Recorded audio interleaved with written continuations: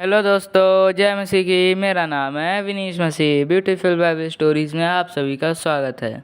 आज की वीडियो का विषय है ऐसे करे प्रार्थना, जवाब तुरंत मिलेगा। प्रियो, परमेश्वर से प्रार्थना करने का लोगों का अपना अलग ही अनुभव है। कोई अपनी प्रार्थना को रो रो कर करता है तो कोई उपवास के साथ, कोई प्रार्थना में आराधना करता है, अपनी प्रार्थनाओं को गीत गा कर करते हैं, तो कोई बड़े ऊंचे शब्द से प्रार्थना करता है। कोई रात भर प्रार्थना करता है तो कोई दिन में कई घंटे या भोर के समय प्रार्थना करता है।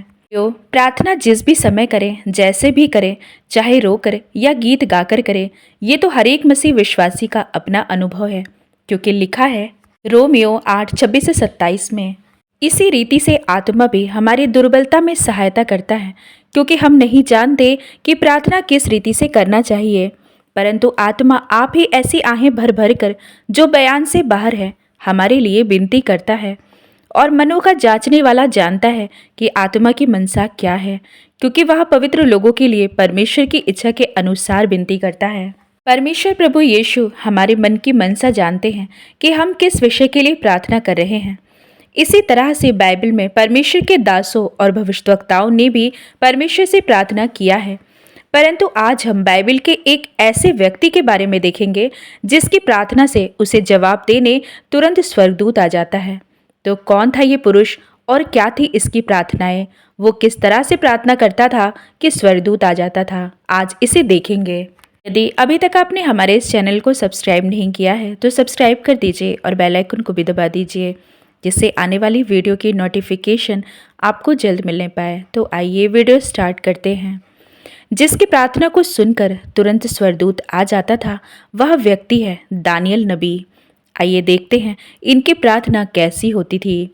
दानियल उसके 9 अध्याय में, मादी शेयस का पुत्र दारा, जो कसिदियों के देश पर राजा ठहराया गया था, उसके राज्य के पहले वर्ष में दानियल ने शास्त्र के द्वारा समझ लिया कि यरूशलेम की उजड़ी हुई दशा यहोवा के उस वचन के अनुसार जो यिर्मयाह नबी के पास पहुंचा था, कुछ वर्षों के बीतने पर अर्थात 70 वर्ष के बाद पूरी हो जाएगी। तब दानियल ने अपना मुख परमेश्वर की ओर करके गिड़गिड़ाहट के साथ प्रार्थना करने लगा और उपवास कर टाट पहन राख में बैठकर वरदान मांगने लगा। दानियल बताते हैं, मैंने अपने परमेश्वर यहोवा से इस प्रकार प्रार्थना की और पाप का अंगीकार किया। हे प्रभु, तू महान और भय योग्य परमेश्वर है, जो अपने प्रेम रखने वालों और आज्ञा मानने वालों के साथ अपनी वाचा को पूरी करता और करुणा करता रहता है। हम लोगों ने तो पाप, कुटिलता, दुष्टता और बलवा किया है और तेरी आज्ञाओं और नियमों को तोड़ दिया है। तेरे जो दास नबी लोग हमारे राजाओं, हाकिमों, पूर्वजों और सब साधारण लोगों से तेरे नाम से बातें करते थे, उनकी हमने नहीं सुनी। हे प्रभु, तू धर्मी है, परंतु हम लोगों को आज के दिन लज्जित होना पड़ता है, अर्थात यरूशलेम में निवास करने वाले सब यहूदियों को, क्या समीप क्या दूर के सब इजरायली लोगों को, जिन्हें तूने उस विश्वासघात के कारण जो उन्होंने तेरे साथ किया था, देश देश में तितर बितर कर दिया है, उन सबों को लज्जित होना पड़ता है। प्रियो, दानियल जो यरूशलेम की लूट में बाकी यहूदियों के साथ बंदी होकर बेबीलोन लाया गया था, बेबीलोन का राजा नबूकदनेस्सर के द्वारा यरूशलेम पर चढ़ाई किया गया और परमेश्वर के भवन का सारा सामान लूट लिया गया था। भवन को नष्ट किया गया और यहूदियों को बंदी बना लिया गया था। यदि उस समय की घटना पर ध्यान देते हैं तो सच में बहुत आश्चर्य होता है कि यरूशलेम में परमेश्वर के भवन को कितना आलीशान तरीके से बनाया गया था। राजा दाऊद के पुत्र सुलेमान ने परमेश्वर के भवन को बनवाने में बहुमूल्य चीजों का इस्तेमाल किया था। राजा सुलेमान के पुत्र रहोबियाम के समय में इज़राइल के 12 गोत्र आपस में विभाजित हो गए और 2 भागों में बट गए थे, तथा राजा सिदकिय्याह के समय में पूरी तरह से यरूशलेम पर चढ़ाई कर दिया गया और उसी युद्ध में यरूशलेम मंदिर को भी नष्ट किया गया था। ये सब क्यों हुआ था? इसलिए क्योंकि उस समय के लोगों ने, राजा समेत प्रजा ने, अपने यहोवा परमेश्वर को छोड़कर दूसरे देवी देवताओं की उपासना किए थे और मूसा की व्यवस्था के खिलाफ काम कर रहे थे, जिसके कारण परमेश्वर का क्रोध उन पर पड़ा और वे बंधुआई में भी गए। इसी समय को ध्यान में रखकर दानियल यिर्मयाह नबी की पुस्तक को पढ़कर रो दिया। उसका रोना इस प्रकार था, वो अत्यंत मन में खेदित हुआ। उसने उसी घड़ी टाट लपेट लिया, राख पर बैठ गया और उपवास में था। परमेश्वर की तरफ अपना मुंह करके गिड़गिड़ाने लगा। दानियल की प्रार्थना पर ध्यान दीजिए। वो सिर्फ अपने लिए प्रार्थना नहीं किया, बल्कि पूरी इजरायली कौम के लिए प्रार्थना किया। अपने पाप के अंगीकार के साथ उसने अपने जाति भाइयों के लिए भी क्षमा मांगा।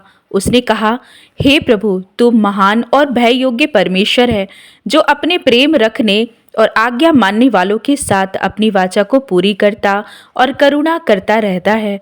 परमेश्वर की बड़ाई के साथ उसने प्रार्थना को शुरू किया और लगातार पापों का अंगीकार करता रहा। उसने यह भी प्रार्थना किया कि ये सब विपत्ति का कारण उनके अपने अपराध हैं, जो वे परमेश्वर के दास नबियों के द्वारा दिया गया वचन या भविष्यवाणी को उसने नहीं माना था। आयत 8 से लेकर 19 तक में जब वो प्रार्थना करता है तो कहता है, हे यहोवा, हम लोगों ने अपने राजाओं, हाकिमों और पूर्वजों समेत तेरे विरुद्ध पाप किया है। इस कारण हमको लज्जित होना पड़ता है। परंतु यद्यपि हम अपने परमेश्वर प्रभु से फिर गए, तो भी तू दया सागर और क्षमा की खान है। हम तो अपने परमेश्वर यहोवा की शिक्षा सुनने पर भी उस पर नहीं चले, जो उसने अपने दास नबियों से हमको सुनाई। सब इजरायलियों ने तेरी व्यवस्था का उल्लंघन किया और ऐसे हट गए कि तेरी नहीं सुनी। इस कारण जिस शाप की चर्चा परमेश्वर के दास मूसा की व्यवस्था में लिखी हुई है, वह शाप हम पर घट गया, क्योंकि हमने उसके विरुद्ध पाप किया है। इसलिए उसने हमारे और न्यायों के विषय जो वचन कहे थे, उन्हें हम पर बड़ी विपत्ति डालकर पूरा किया है। यहाँ तक कि जैसी विपत्ति यरूशलेम पर पड़ी है, वैसी सारी धरती पर और कहीं नहीं पड़ी। जैसे मूसा की व्यवस्था में लिखा है, वैसे ही ये सारी विपत्ति हम पर आ पड़ी है। तो भी हम अपने परमेश्वर यहोवा को मनाने के लिए ना तो अपने अधर्म के कामों से फिरे और न तेरी सत्य बातों पर ध्यान दिया। इस कारण यहोवा ने सोच विचार कर हम पर विपत्ति डाली है, क्योंकि हमारा परमेश्वर यहोवा जितने काम करता है उन सबों में धर्मी ठहरता है, परंतु हमने उसकी नहीं सुनी। अबे हमारे परमेश्वर, हे प्रभु, तूने अपनी प्रजा को मिस्र देश से बली हाथ के द्वारा निकाल लाया और अपना ऐसा बड़ा नाम किया जो आज तक प्रसिद्ध है। परंतु हमने पाप किया और दुर्दशा ही में पड़े थे। परंतु हे प्रभु, सुन ले। हे प्रभु, पाप क्षमा कर।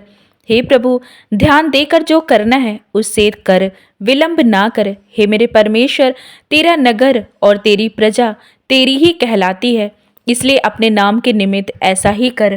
प्रियो, दानियल की प्रार्थना में हमने कुछ बातों को देखा। जैसे दानियल की प्रार्थना में भयंकर दुख और पश्चाताप था। इजरायलियों की दुर्दशा उसने देखा। बेबीलोन में ही नहीं बल्कि अन्य देशों में भी इजरायली बंदी बनाकर ले जाए गए थे। उन सब का कारण ये था कि उन्होंने अपने परमेश्वर से बलवा किया था। उन सब के पापों की क्षमा के लिए दानियल अत्यंत दुखी होकर प्रार्थना कर रहा था। उसने सिर्फ अपने बारे में ही नहीं सोचा, बल्कि सबके बारे में सोचा था। उसकी प्रार्थना उपवास के साथ थी। नंबर 3, दानियल की प्रार्थना में वो परमेश्वर के ऊपर दोष नहीं लगाया था, बल्कि परमेश्वर को धर्म से न्याय करने वाला बताया। आज यदि हमारे ऊपर दुख या मुसीबत आए, तो हम तुरंत अपनी प्रार्थना में परमेश्वर पर दोष लगाने लगते हैं कि आपने हम पर यह विपत्ति क्यों डाली है, और ये कहकर रोने लगते हैं कि हमें दुखी रखना, आपकी मर्जी पूरी हो। प्रियो, ऐसा बिल्कुल भी ना करें। परमेश्वर कभी नहीं चाहते कि उनके बच्चे दुखी हों, बल्कि हम ही अपने अपराधों के कारण उनसे दूर चले जाते हैं और प्रार्थना नहीं करते। नंबर 4, दानियल परमेश्वर की तारीफ करता है। हमें भी अपने परमेश्वर की तारीफ करना है और अपने ऊपर दया और आशीष के लिए परमेश्वर के उपकारों की तारीफ करनी है। प्रियो, दानियल के इस प्रकार प्रार्थना करने से इसी अध्याय के 20वीं आयत में हम पढ़ते हैं, इस प्रकार मैं प्रार्थना करता और अपने इजरायली जाति भाइयों के पाप का अंगीकार करता हुआ अपने परमेश्वर यहोवा के सम्मुख उसके पवित्र पर्वत के लिए गिड़गिड़ाकर विनती करता ही था। तब वह पुरुष जिब्राइल, जिसे मैंने उस समय देखा जब मुझे पहले दर्शन हुआ था, उसने वेग से उड़ने की आज्ञा पाकर सांझ के अनबली के समय मुझको छू लिया और मुझे समझाकर मेरे साथ बातें करने लगा। उसने मुझसे कहा, हे दानियल, मैं तुझे बुद्धि और प्रवीणता देने को अभी निकल आया हूँ। जब तू गिड़गिड़ाकर विनती करने लगा, तब ही इसकी आज्ञा निकली। इसलिए मैं तुझे बताने आया हूँ, क्योंकि तू अति प्रिय ठहरा है। इसलिए उस विषय को समझ ले और दर्शन की बात का अर्थ जान ले। ये पहली बार नहीं था जब स्वर्गदूत जिब्राइल उसे कुछ बताने आया था, बल्कि ये दूसरी बार था। स्वर्गदूत ने दानियल को कहा कि तू अति प्रिय ठहरा है। उसके बाद स्वर्गदूत ने उसे बीता हुआ, वर्तमान और भविष्य में घटने वाले कुछ दर्शन को और उसके अर्थ को बताया। ये एक अलग विषय है, परंतु यहाँ पर हमने यह देखा कि दानियल की प्रार्थना कैसी थी। वो सिर्फ अपने लिए ही नहीं बल्कि अपनी सारी कौम के लिए प्रार्थना किया था। यहाँ तक ही नहीं, उसे परमेश्वर का भवन जो यरूशलेम में था उसके बारे में भी दुख था। हम भी दानियल के समान प्रार्थना कर सकते हैं। इसके लिए हमें टाट ओढ़ने की ज़रूरत तो नहीं, बल्कि नम्र और दीन होने की ज़रूरत है। अपने लोगों, अपने घर के सदस्यों के लिए, अपनी कलीसिया के पास्टर समेत पूरी मंडली के लिए, परमेश्वर की सेवकाई के लिए, उन दासों के लिए जो मसीह के कारण सताए जा रहे हैं। परमेश्वर के द्वारा किए गए पहले उनके उपकारों के लिए धन्यवाद दें और अपनी प्रार्थना के साथ ही साथ दूसरों के लिए भी प्रार्थना करें। प्रियो, आप ऐसा करके देखिए, क्योंकि परमेश्वर दयालु हैं और वो भी उसको अपना प्रिय कहेंगे और आपकी प्रार्थनाओं का जवाब जल्द आएगा। आमीन। तो प्रियो, आशा करती हूँ ये वीडियो आपको पसंद आई होगी। इस वीडियो को मैं यहीं पर समाप्त करती हूँ। अब मैं मिलती हूँ आपसे अपनी अगली वीडियो में। आप सभी भाई बहनों को प्रभु यीशु मसीह के नाम में जय मसीह की।